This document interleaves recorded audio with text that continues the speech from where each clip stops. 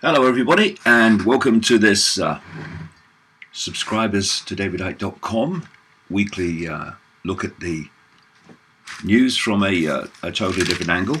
I've had another interesting week. Been traveling a lot recently, of course, just come back from America, filming with the American team, the movie Renegade.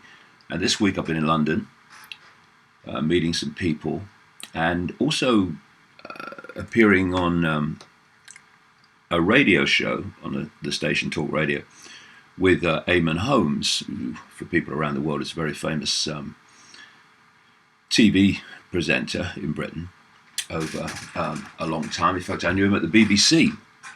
When I left the BBC, he got a lot of the work that I did.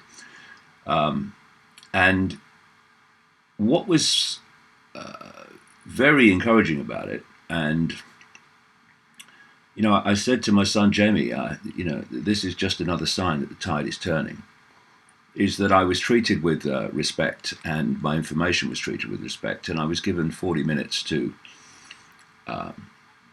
talk in a very serious way. None of this, oh, you're mad, he talks about reptiles. And it was an opportunity to get a lot of information across to an audience that would be mostly dominated, I would have thought, by people who had not seen what I said before or any detail, and had just read about me in the media. And if you want to know about me, then the media is not the place to find out. It was very, very encouraging, and it's on davidicke.com now, the whole interview. TalkSport put it on YouTube. TalkSport, Talk Radio, TalkSport's its sister station. I think you'll find it interesting in the way that a mainstream radio show allowed me to actually speak in a serious way, instead of facing the usual mainstream media playground nonsense. So we'll start out this week with this story. Genomics startup sold 5 million users' genetic data to Big Pharma. A major DNA testing Silicon Valley company is partnering with a British pharmaceutical giant, saying its database of over 5 million hereditary material samples will help develop new medical treatments. That's what they claim. The $300 million 4-year collaboration project between GlaxoSmithKline, GSK, and 23andMe, the genomics company, will allow the London-based pharmaceutical to use over 5 million DNA samples from the genetic database of the Mountain View firm. I've just returned just over a week ago from Mountain View, Silicon Valley. It's where all the Facebooks and people like that are. And according to 23andMe, which I'll come to in a second, the goal of the collaboration is to gather insights and discover novel drug targets driving a disease progression and develop therapies for serious unmet medical needs based on those discoveries. Well, that's all. This is all the front stuff. One of the great things about collecting people's data is we can do this medically.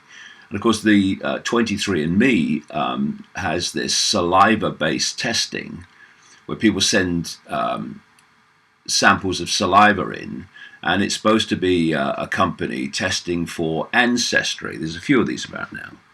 But as I've said in the books over the years, this cabal that I expose wants a DNA global database. And it's being pushed and pushed in various ways. We want a police DNA database and all the rest of it.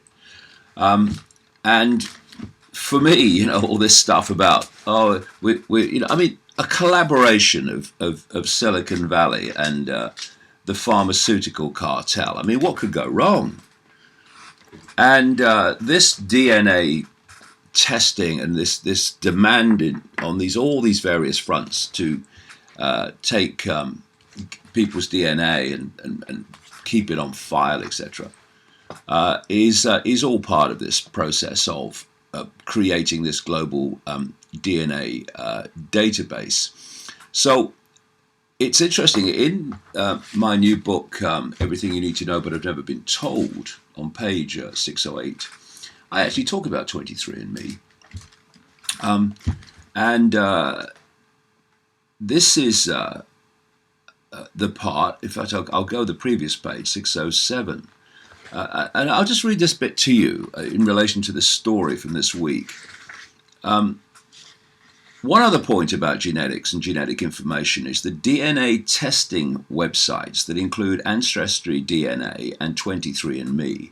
Ancestry DNA is a subsidiary of Ancestry.com, the biggest for-profit genealogy company in the world. This is based in Utah, home to the genealogy-obsessed Mormon Church, and down the road from the National Security Agency's Global Data Center.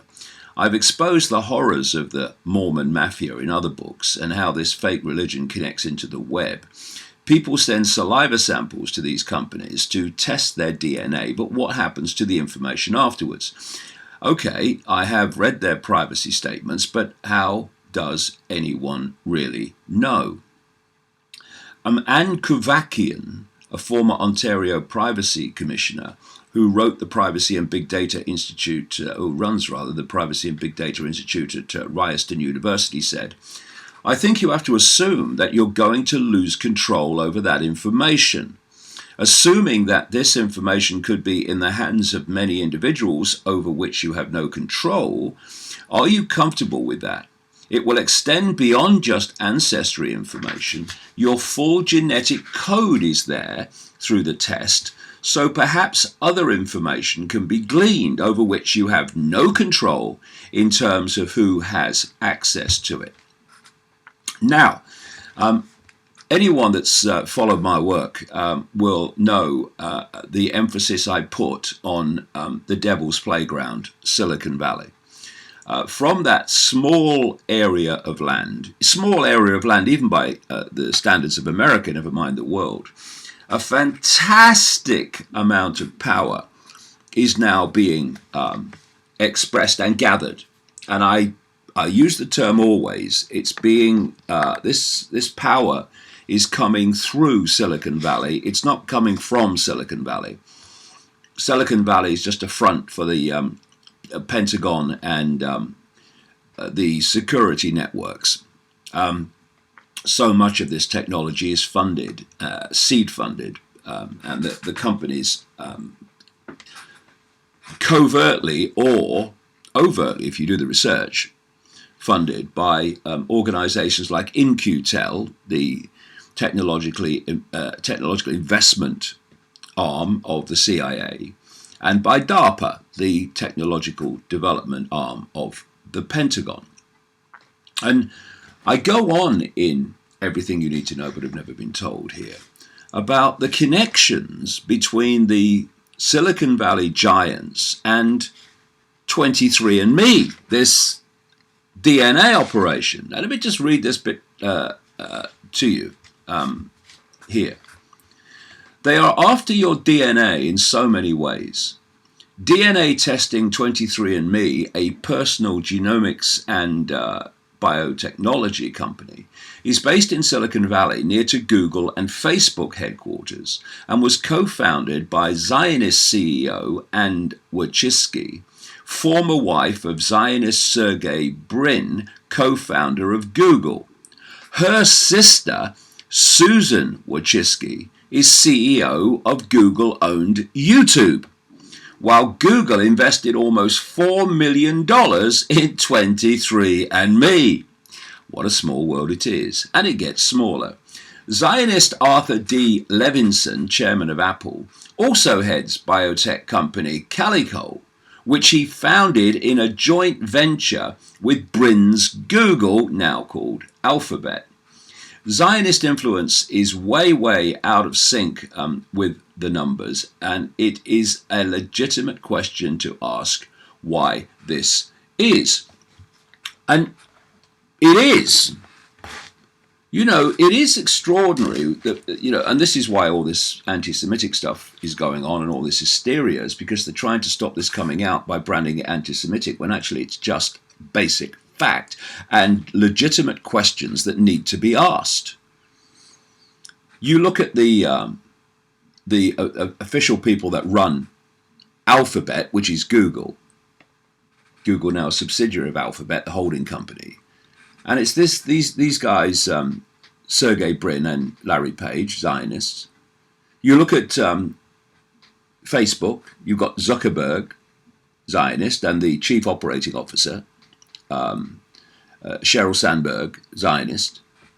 Then you go to YouTube, you've got Susan Wojcicki, Zionist. And then you go to 23andMe, all in this area of Silicon Valley, the same area, all interconnected by family ties and by investment. And it's Anne Wojcicki, Zionist. So these are legitimate questions that need to be asked. And of course, you can see a story like the one I've just read, where it's Silicon Valley partnering with Big Pharma, and it's just about, you know, benefiting humanity by finding more ways to sell you more drugs and all that stuff and whatever. But actually, when you go below the surface, the connections and the people involved are very small, but the connections are very many. And this is what you don't get in the mainstream media. But what you do get, if you read the work on whatever of people who are interested in what's really happening, as opposed to just, well, I was going to say scratching the surface. They don't even do that.